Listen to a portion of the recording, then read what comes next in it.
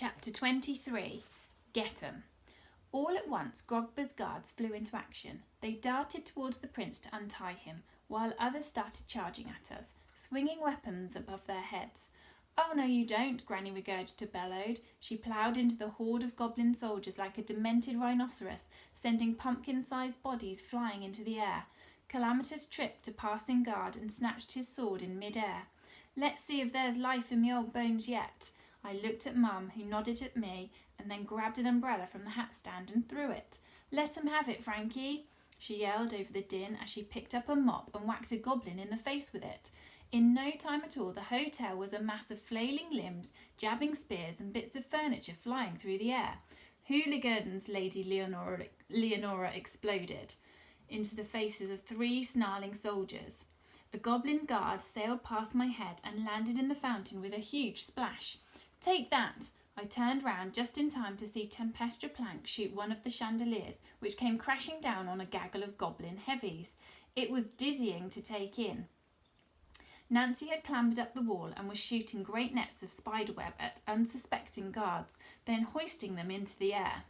"Don't you think you'll get away with this?" she shouted at the little wriggling soldiers. I ran towards the fountain, batting guards aside with my umbrella, trying to get a better view of the room. I'd nearly made it when I had to hurdle Gladys Potts as she scampered past with a broom handle between her teeth, tripping goblins left and right. "Ooh, ah, eek, oof." The battle was now raging all over the place, but all I could think about was Grogba. Where had the rotten whelp gone? I had to find him. "Frankie!" I heard Dad's voice yell. I turned round and almost burst out laughing at what I saw.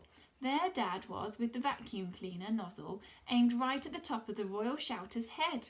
The little twerp's knot of red hair had been sucked up and he was thrashing about like a fish on the end of a hook. "That way," Dad pointed at the library. "Grogba went that way." I sprinted towards the library, ducking under one of Grogba's henchmen as he shook about in mid-air. For a second I thought it was magic until I noticed the ratty toupee in front of him.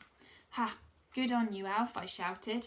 When I reached the archway to the library, I stopped and watched with a mixture of shock and delight as a squad of goblin swordsmen were pelted with books by the dust-pooks, who were hurling them at a surprising speed for potato-sized little chunks. But where was the prince? On the other side of the library, Madame Macready was swatting at some of Grogba's sour-faced wives with a feather duster.